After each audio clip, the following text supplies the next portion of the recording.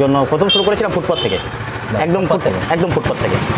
হয়তো আমার ব্যবসার মূলধন ছিল 3,000 টাকা, মাত্র 3,000 টাকা। তাও হয়তো বাবার কাছ থেকে নিয়ে আমি শুরু করেছিলাম। পয়সা করে অনেক নষ্ট করে দিয়েছি, এরকম ব্যাপার। ব্যবসা করতে গেলে আমার কাছে, আমি মনে করি আমাকে পুঁজিটা ভাইটাল না আমার কাছে। আজ যে দাদার সাথে আমরা কথা বলবো, দাদার বাড়ি হাসনাবাদে, দাদার নাম দেবজিৎ। দাদা খুব নিম্ন স্তর থেকে শুরু করে আজ একটি ভালো জায়গায় আছে। এবার এই জায়গাটি অনেকের কাছে অনেক রকমের হতে পারে, তবুও আমরা বড় বড় মানুষদেরকে আইডল মানি, যেমন Dhirubhai Ambani, Ratan Tata, mark Zuckerberg, Elon Musk, কিন্তু তাদের সাথে আমরা রিলেট করতে পারি না। এই জন্যে আমরা যারা জিরো থেকে শুরু করেছে তাদের সাথে আমরা কানেকশানটা যাতে আনতে পারি, আমরা তাদের মতো যদি করতে পারি কিছুটা শিখে, এটাও অনেক বড় জিনিস। তো সেরকমই কিছু করার চেষ্টা করেছি। তো তোমরা দেখো পুরো ভিডিওটা, আর কি শিখলে তা শেষে জানাবে কমেন্ট। তো আমরা এসেছি হাসনাবাদে। তো দাদার দোকানের নামটা? আমার দোকানের নাম হচ্ছে MK গার্মেন্টস। আচ্ছা, তার দোকানের কত বছর হলো? আমি এই 13 বছর রানিংয়ে আছে। আচ্ছা, 13 বছর তো রানিং। ব্যবসার একটু কিছু জেনে নেবো। অবশ্যই, কোনো ব্যাপার না। জীবনে এতটা পথ পেরোলে, এত বিজনেস করলে, তো তোমার জীবনের সম্পর্কে কিছু বলো। ব্যবসার আগে তোমার জীবন সম্পর্কে জানতে চাই। আমি তো আগে পড়াশোনা ছাড়ার পরে যে পরিস্থিতি আসলো তাতে কিছু ইনকাম করতে হবে, তার জন্য প্রথম শুরু করেছিলাম ফুটপাত থেকে, একদম ফুটপাত থেকে। তারপরে ফুটপাত থেকে এই ব্যবসা করতে তারপরে নিজে একটা দোকান কিনি। এবার কিনে নেওয়ার পরে এখন তোমার কেমন পজিশন চলছে। তো তোমার জীবনে এমন কিছু কি ভুল করেছো যেটা তুমি না করলে আরো সামনের দিকে এগিয়ে যেতে পারতে? সে তো অবশ্যই, ভুল তো প্রচুর আছে। একটা সময় অনেক পয়সা নষ্ট করে দিয়েছি, যেটা লাস্টে এসে খুব কষ্ট পেয়েছি বা পাচ্ছি। এখন হয়তো আবার দ্বিতীয় কথা, লকডাউনে একটা বিশাল আমাদের ব্যবসার উপরে বিশাল ধাক্কা গিয়েছিল। এবার তা থেকে ধীরে ধীরে আবার নতুন করে শুরু করার মতন করছি। আচ্ছা, এমন কিছু ভুল যেটা না করলে তুমি হয়তো আরো একটু বেটার জায়গায় থাকতে পারতে? সে তো আছেই। কি আছে এমন, যদি শেয়ার করতে পারো? সে আছে অনেক। একটা সময় তো বন্ধু বান্ধবের সাথে চলছিল, তারপরে কিছু অন্যরকম মুডে চলে গিয়েছিলাম, গিয়ে একটু পয়সা করে অনেক নষ্ট করে দিয়েছি, এরকম একটা ব্যাপার। তোমার বিজনেসে সাকসেসের এখন তো মোটামুটি সাকসেসফুল, একদম মোটামুটি। তোমার এই সাকসেসের পেছনে একটা যদি কোনো ট্রিক্স তুমি দিতে চাও? আসল কথা, ব্যবসা করতে গেলে আমার কাছে, আমি মনে করি আমার কাছে পুঁজিটা ভাইটাল না, আমার কাছে হচ্ছে সততা। একজন কাস্টমার আসবে, কাস্টমারের সাথে আমি কীভাবে ডিলিংস করবো সেটা আমার ব্যাপার। কিন্তু আমি টার্গেট রাখি যে সবার সাথে একই রকম সিস্টেমে চলার জন্য, কাউকে বেশি কাউকে কম এরকম করে না। একদম নির্দিষ্ট একটা আমি পথে এগিয়ে যাই, যার জন্য ছোট দোকান হলেও এখন আমার কাছে কাস্টমার অনেক বেশি। কম্পিটিশনকে কীভাবে দেখো তুমি? আমি নর্মালভাবে নিই, আমি মনে করি যে যার মতন, কিন্তু আমার কী ক্যাপাসিটি আছে সেটা আমি প্রয়োগ করবো। সম্পূর্ণ আমার কী ক্যাপাসিটি আছে আমি প্রয়োগ করবো। তোমার যে লকডাউনের সময় যে তোমার একটা খারাপ পরিস্থিতি গিয়েছিল, খুব খারাপ পরিস্থিতি। আর জীবনে তো এরকম আপ ডাউন থাকে, তা ডিপ্রেশন কি আসে জীবনে? ডিপ্রেশন আসছে তো অবশ্যই, কিন্তু তুমি যদি মনে করো যে আমি হার মেনে নিচ্ছি, আমি আর এগোতে পারবো না, বা আমি সবার থেকে পিছিয়ে যাচ্ছি, এরকম চিন্তা ভাবনা করলে তো আরও তো খুব খারাপ। যখন যখন মানুষ ডিপ্রেশন আসে, তখন তার চিন্তা করতে হবে আমি কী করে লড়বো, আমার লড়ার সিস্টেমটা কেমন, আমি কী করে তাদের সাথে একইভাবে এগিয়ে যাবো। তখন সেইভাবে খালি কিছুটা ওইরকম মনে যেতে আনলে আস্তে আস্তে আবার সমস্যা। হয়তো আমার ব্যবসার মূলধন ছিল 3,000 টাকা, মাত্র 3,000 টাকা। তাও হয়তো বাবার কাছ থেকে হোক বা ঠাম্মার কাছ থেকে হোক নিয়ে আমি শুরু করেছিলাম।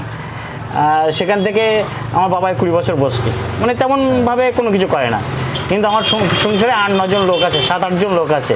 আমি তো এই 20 বছর বাবা বসতে, আমি 20 বছরেই চালিয়ে যাচ্ছি। সেই ফুটপাত থেকে আর এই দোকানে 13 বছর, ফুটপাতে 7 বছর, এদিকে 13 বছর, এই 20 বছর চলছে। তো তোমার হচ্ছে ফুটপাত এখন কত আছে? ফুটপাত 3,000 টাকা থেকে এখন কত হয়েছে?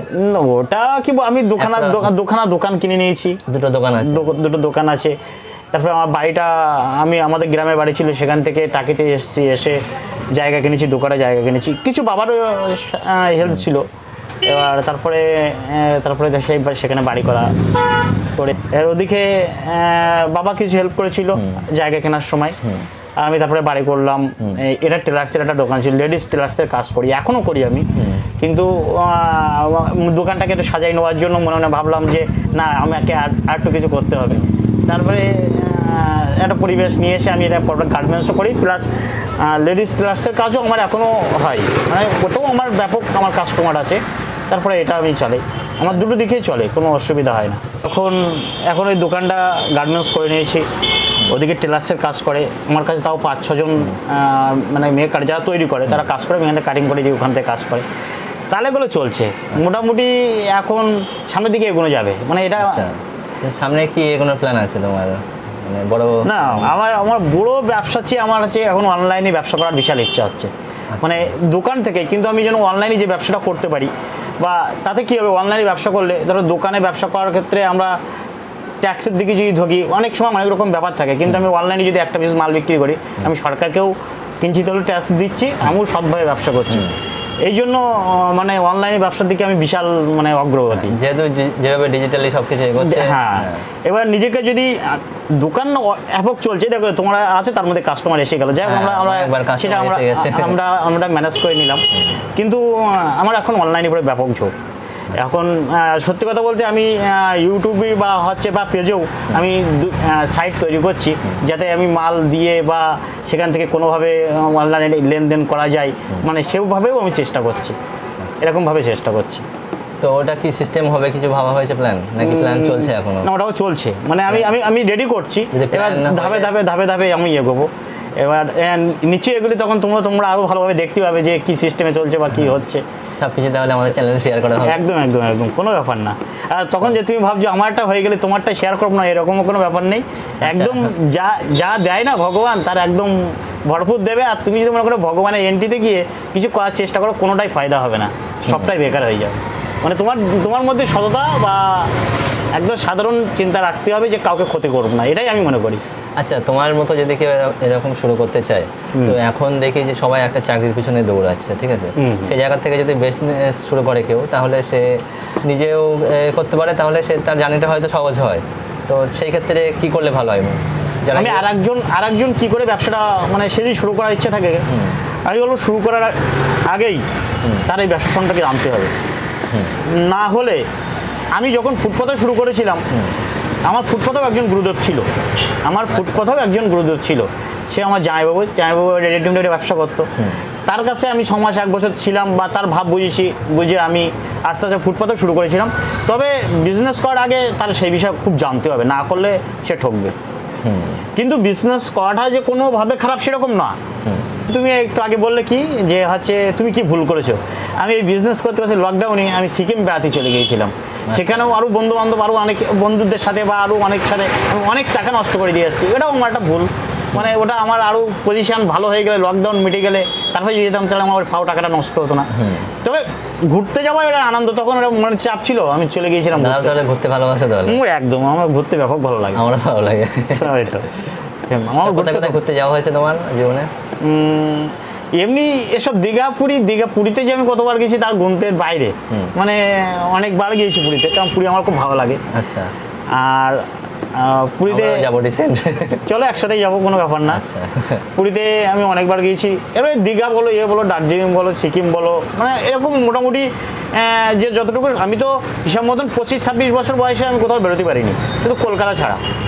মানে আমার জীবনটা খুব সাধারণ দিয়ে শুরু, ঠিক আছে, স্ট্রাগল তখন এত ছিল। হ্যাঁ, আমার খুব সাধারণ জায়গা দিয়ে আমি শুরু করেছিলাম না। আর এখন আস্তে আস্তে আমার যেমন অন্য জায়গায় যাওয়ার একটা ইয়ে আছে, কোথাও যাওয়ার ইচ্ছা আছে এখন সামনে? আমার খুব আছে, চাইনায় হচ্ছে কাছের ব্রিজটায় যেটা একটা আছে, ঝুলন্ত ব্রিজ, ওটা খুব যাওয়ার ইচ্ছা। আমাদের ইন্ডিয়াও হয়ে গেছে, তাও প্ল্যান আছে ইন্ডিয়াতে ফ্যামিলি নিয়ে যাবো, আর ওখানে ওটা আমার নিজের একটা ব্যক্তিগতভাবে আমি যাওয়ার চিন্তা ভাবনা আছে।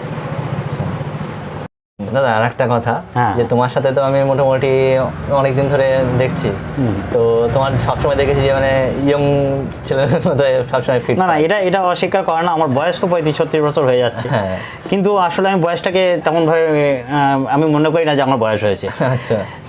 যেমন ইয়ংভাবে আমি এখনও প্যান্ট অ্যাঙ্কেল লেন্থ করে পরি, কারণ আমি বয়সটাকে একদম বাদ দিয়ে আমি চিন্তা করি আমার যতটুকু আছে আমি ভোগ করবো, মানে সবসময় মজার মধ্যে থাকতে চাই, সবসময় ইয়ং টেস্টের মধ্যে থাকতে চাই। আর এখনও তুমি যদি দেখো তো আমার বাইরে বলো, আর যখন সব দেখবা আর সব, মানে আমি নিজের বয়সটাকে ফলো করি না। দাদা তা এখন 20 বছরে আটকে রেখেছে নিজের বয়সটাকে। তা ধরে নিতে পারো, কোনো অসুবিধা নেই আমার, তাতে ধরে নিতে পারো, কোনো অসুবিধা নেই। ঠিক আছে দাদা, তোমার থেকে অনেক কিছু শিখলাম যেটা আমাদের নিজের লাইফে অ্যাপ্লাই করলে হয়তো না, আমরা তোমাদের এগিয়ে যেতে আমার পারবো। থেকে শিখছো, আমার চেয়ে তোমাদের কাছে আরো অনেক কিছু আছে, আমি তোমাদের কাছ থেকে কিছু শিখছি। তা আমার তো তোমার থেকে অনেক কিছু জানলাম, সেটা আমার হেল্প হবে আগামী ঠিক জীবনে। আছে, ঠিক আছে, কেন হবে। তাহলে ঠিক আছে, তাহলে এখানেই শেষ এখানে করা হোক। ধন্যবাদ দাদা সময় দেওয়ার জন্য। Thank you. ঠিক আছে। আমরা ভিডিও শেষে চলে এসেছি। তোমরা কি শিখলে কমেন্ট করো। আর আমি যেটা শিখেছি ভিডিও থেকে, যে শেখার কোনো শেষ হয় না, তুমি যে কোনো বয়সে যে কোনো পরিস্থিতিতে তুমি শিখতে পারো এবং আগে এগোনোর জন্যে তুমি নিজেকে তৈরি করতে পারো।